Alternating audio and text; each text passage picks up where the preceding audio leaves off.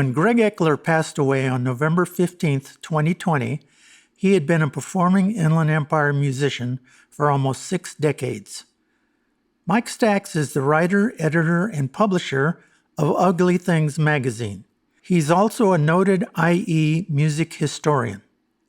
Upon hearing of Eckler's death, he wrote, "I was very sad to learn that Greg passed away this morning. He was a hugely important figure in the Inland Empire music scene in the 60s and the 70s, as a member of the Bush, the Light, and others, before going on to form Psalm 150 and play with Rubicon, Rick Nelson, John and the Night Riders, and others.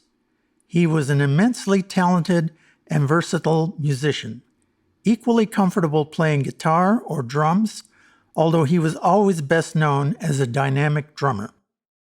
Not only that, he was intelligent, personable, sincere, eloquent, a friend to everyone he met. He was deeply spiritual, but also hilariously funny. Greg touched a lot of people's lives with his music and his generous and caring spirit. I'm a better person for having known him. I wish him a peaceful journey." Eckler spoke about his early days in the IE when he said, "I moved from back east to San Bernardino in 1957, and it was the first time that I ever heard a live band in my young life. I attended the National Orange Show. It was a Latino R&B band. I was so taken by the tight rhythm and soul and the smooth bass lines and rhythmic tambourine that I was indelibly stamped." This 1963 photo appeared in the San Bernardino Sun newspaper when Eckler was playing trumpet in the Eisenhower High School band in Rialto. About that same time, Eckler was the drummer for local surf band The Defiance.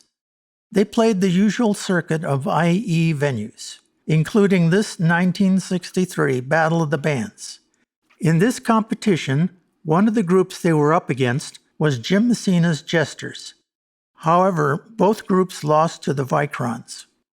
After the Defiance broke up in late 1964, Eckler formed the 1-2-3-4 band the next year. This band would often cross paths with another IE group, the Bush. In May 1965, the Rialto Band opened for the Rolling Stones at the Swing Auditorium and already had a single that charted locally. In 1966, Eckler was asked to join the Bush as a singer, guitarist, and drummer. Greg arrived in time to earn a writing credit on the Bush's third single, Who Killed the Ice Cream Man? But by 1967, the days of the Bush were coming to an end, and Eckler was ready to move on to his next band. In June 1967, on a whim, Greg and his friends went to the Monterey International Pop Festival in Northern California. The All-Star Concert was one of the landmark music events of the late 1960s. Greg and his friends made it in time for the third night, which featured the American debut of the Hendrix Experience. Eckler and his friends worked their way up to the third row by the time the Experience's set started. At the climax of Hendrix's set, he set his guitar on fire and smashed it to bits. He then threw the pieces to the dazed audience. Eckler was in the right place at the right time and caught the biggest piece of Hendrix's guitar. Greg managed to escape with his piece of rock history and his life. For many years, the rock and roll artifact was kept in a closet in Eckler's parents' home. In 1993, the 25th anniversary of the Monterey Pop Festival, Eckler decided to auction off the guitar remnant to the highest bidder. The winning bid was $8,800. The guitar is now on display in the Museum of Pop Culture in Seattle, Washington. After his sojourn to Monterey, Eckler returned to continue playing with his next group, The Light.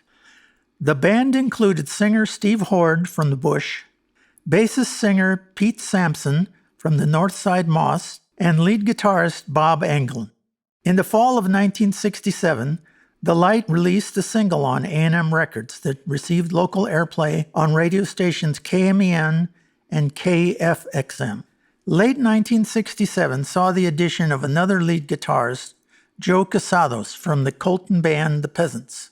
By early 1968, the Lights' career began to dim, and Eckler joined a succession of bands including White Pepper and The Tick. Formed in early 1970, Big Lung and the Breathers was his next band. In addition to Eckler, the group was made up of 3 former members of Colton band The Premiers. They were Angie Ibarra on keyboards and cousins Bobby and James Felix on bass and lead guitar, respectively. The band also went under the name Cock Robin. By 1971, Eckler reached a crossroads in his life. First of all, he fell in love and married Taryn, a bond that would last the rest of their lives. In a 2008 interview he gave to San Bernardino Sun reporter Michelle Nolan, he said, "I was burned out on the sex, drugs, and rock and roll thing. I was searching. I just had to have a new direction." He had a religious awakening in the night sky of the desert and decided to devote his life to glorifying God. He drew inspiration from Psalm 150 in the Bible, which spoke of praising God through music. Eckler formed the Psalm 150 group. They were active from 1971 to 1976. They played churches, auditoriums, correctional institutions, and occasionally public schools. In that same 2008 interview, Greg said of the band, "We were pioneering in those days. The music was upbeat, ahead of its time. The downside? Most churches were still traditional and not ready for us." In 1974, the band released an LP, Making Up Your Mind, distributed by Mana Records. It earned a Grammy nomination for Best Soul Gospel Album. Over the years, many local musicians drifted in and out of Psalm 150. Palm Desert-born bassist Jack Blades was one of them. In the 80s and 90s, he experienced success as a member of Night Ranger and Damn Yankees. But back in the late 1970s, he was just another musician looking for his next gig. Eckler's friendship with Jack led them to working together once again. Saxophonist Jerry Martini was an original member of Sly and the Family Stone. He left the band in 1975 after some disagreements with leader Sly Stone. In 1978, he formed the funk rock band Rubicon. Jack Blades had previously crossed paths with Martini, and the bassist was asked to join the group. In turn, Blades recommended Eckler as the drummer, and Eckler passed the audition.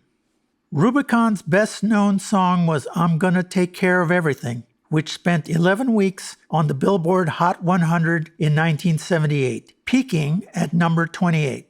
The group released 2 albums, Rubicon and American Dream. Their highest profile gig was an appearance at Ontario's Cal Jam 2 on March 18, 1978, where they played in front of a crowd of more than 300,000. By early 1979, Rubicon's label was bought out by another, and as a result, the band was lost in the shuffle and dropped from the label. Eckler returned to the IE and briefly became a part of a reboot of local club band Squeeze with Bob Engelin and Jeff Nicholson, a.k.a. the original Nicky Six. Enter Rick Nelson, who needed a new drummer for his Stone Canyon band. Eckler jumped at the opportunity. He stayed with the band over a year, then decided to pursue other musical avenues. His inactivity didn't last long because surf music historian John Blair asked him to play drums in his IE surf revivalist band, John and the Night Riders. Fellow local musicians Jeff Nicholson and Dave Wronski also came along for the ride. Eckler's next musical stop was a 6-year stint with the Darrell Mansfield Band. Mansfield was a Christian blues singer and harmonica player who had a large following in the contemporary Christian music community. The band toured the U.S., Europe, and Asia extensively.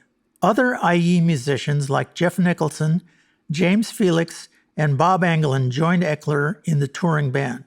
After leaving the Mansfield Band, Greg and his wife left for an extended church mission to Vienna, Austria.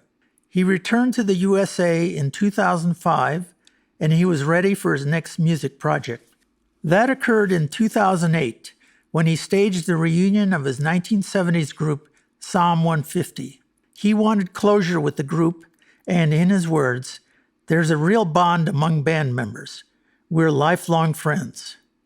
In 2009, he continued his lifelong passion for music with his next endeavor.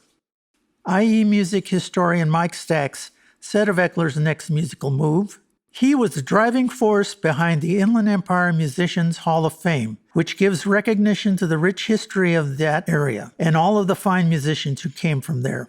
I have many fond memories of helping out with the concert that launched the organization and reunited many friends and musicians on stage and off." The event that Stax refers to is the Inland Empire Musicians Hall of Fame, Steve Horde Memorial Concert, and inaugural inductions, held in Yucaipa on August 29, 2009. The organization continues today as a Facebook page where all are invited to share their memories of IE music history. Greg Eckler will be remembered by his family and friends for his love of and devotion to God and music.